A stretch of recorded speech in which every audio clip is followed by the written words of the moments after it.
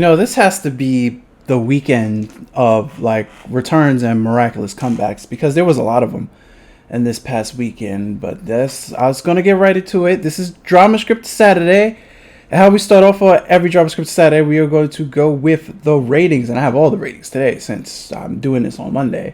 I got last week's Raw at 1.61 million, NXT at 700,005. AEW with competing with Game 3 of the NBA Finals getting 1.25 million, and we have SmackDown with the live crowd with 2.2 million, and those are your ratings. I'm going to jump into something I normally don't talk about, a company I normally don't talk about here and there.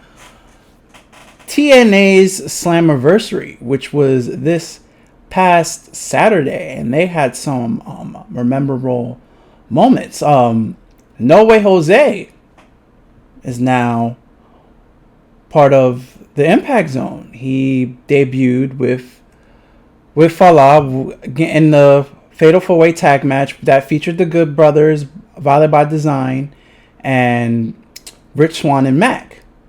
And the Good Brothers winded up winning. They hit the Magic Killer on Rhino, and now the Good Brothers, along with, the Young Bucks and Kenny Omega, they have all the titles. It seems like they've been building this for like a long time for all of them to have the titles, and now they basically, they have all the titles. Chelsea Green joins Impact, which that really doesn't surprise me. She was Zack Ryder's tag team partner, and they're in real life relationship, so it doesn't, of course she's gonna follow and go to the Impact Zone. They pick up the win against, Kurt Hawkins, and we all know her as Emma back on WWE. It's like funny, this all four people in this match was once upon a time all in WWE. But yeah, so Zack Ryder and Chelsea Green won that match, and then Mickie James comes back after the match between Palesro and Thunder Rosa. Thunder Rosa's just been wrestling everywhere, literally everywhere, besides obviously WWE, because once you're in WWE, only wrestle exclusively in WWE.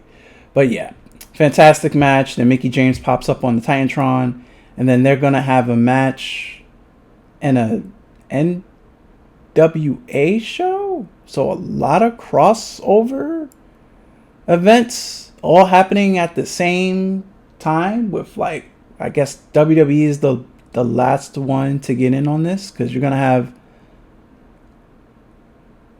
two Impact stars wrestle on a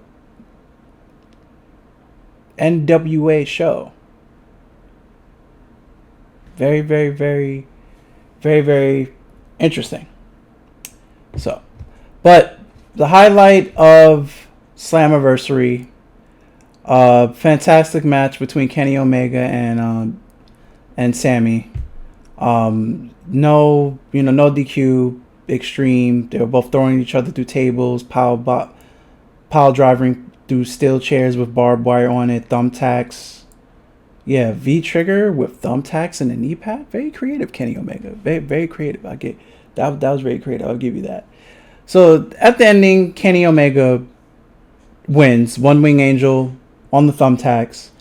And then that young boy from New Zealand, Jay White, comes out. And he comes out in his, his Bullet Club Titantron with the Never Championship.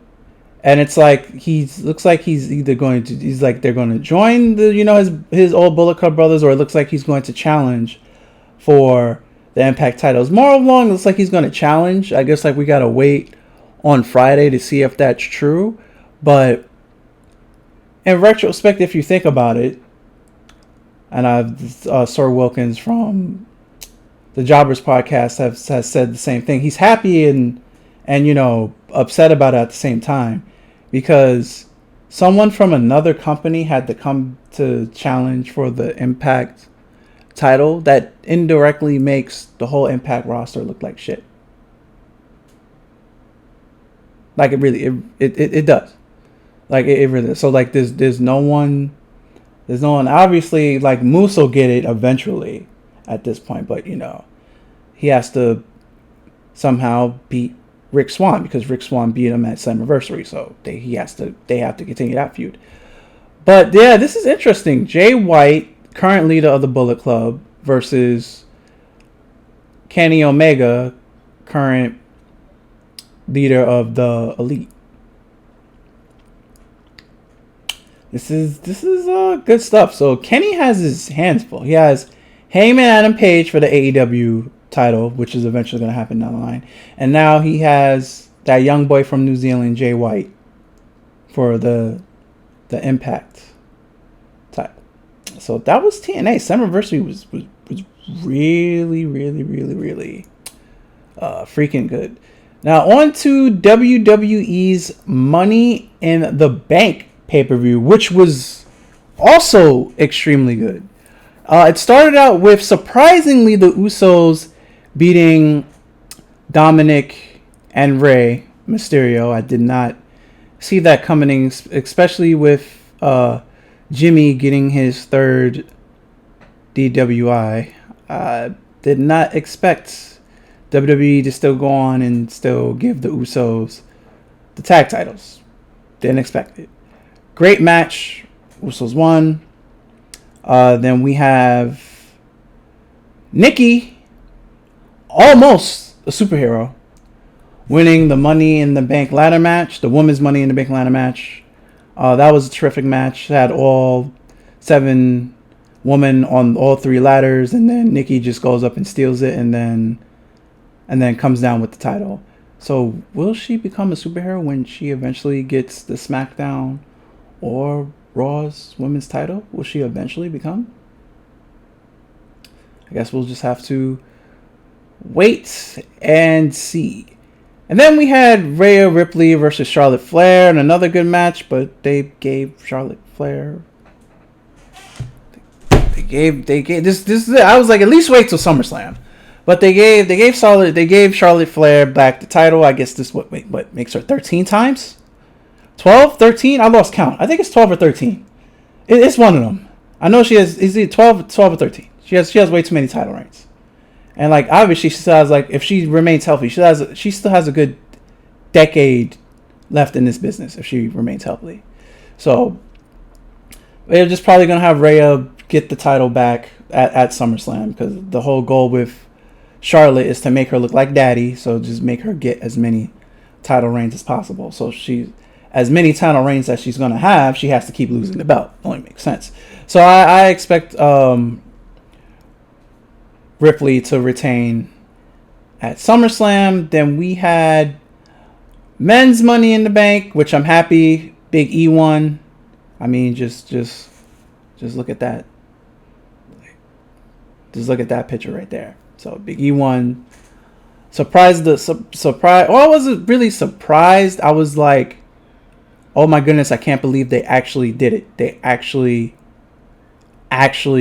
gave it to Big E. Now all we have to do is just like sit and wait. Is he gonna go after the Tribal Chief, or is he gonna go after the Almighty?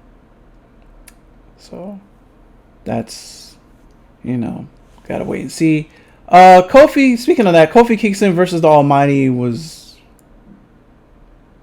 a really drawn out squash match. The Almighty Lashley did what he said he was going to do, and he dominated Kofi Kingston. So, yeah, Kofi got dominated. Then we had Edge. No, we had Bianca Belair versus Cameron, right? Yeah, Bianca Belair won. As you could tell, that match was not memorable because I barely forgot to tell you about the match. And then we had Edge versus the Tribal Chief, and this is the first title match that had rules, that the big dog Roman Reigns had help, and that was Seth Rollins. So Seth Rollins interfered 2 times to screw over Edge because Seth feels like Edge cut the line, thus building the match between Edge and Seth Rollins at SummerSlam. So that's what we're leading to. Edge versus Seth Rollins at SummerSlam. So when the big dog, the Tribal Chief, was speaking on the microphone, guess who came back? The man himself, John Cena, and the arena freaking exploded. I think that was the biggest pop John Cena has ever had. That pop was bigger than his return at the Royal Rumble. That's how big that pop was. That has to be his biggest pop. From all the pops that John Cena's got, this one, the Royal Rumble return, and then the pop where he beat JBL at WrestleMania. Those are John Cena's 3 biggest pops from the crowd cheering for him of all time. That was crazy. And now with, the rumor, Raw should, by this time this is uploaded, Raw should be airing live, which John Cena is going to start off. Rumors is going on that Goldberg is coming back, so it's going to be Goldberg versus Lashley at SummerSlam, John Cena versus the Tribal Chief at SummerSlam, and Seth Rollins versus Edge at SummerSlam. Those are the 3 big matches planned out for this year's SummerSlam. But everyone's saying they're gonna put the title back on John Cena. Well, John Cena still needs one more title reign to break Ric Flair's record. That's one thing John Cena has left to do, and I guess he could ride off into the sunset. But will he do it at SummerSlam? I don't think so.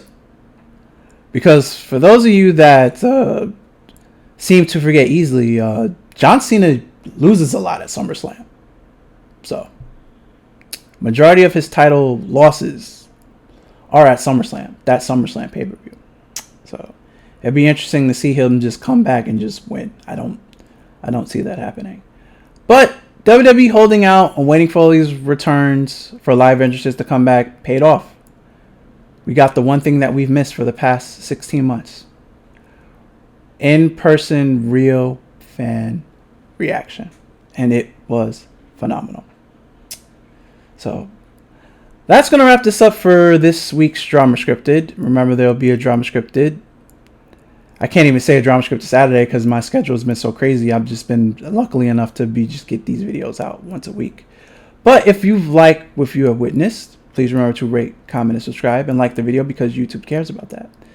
And until next week, guys, I'm Dante, aka Game Fiend, and I'm out of here. Later, and peace. Be safe, everyone.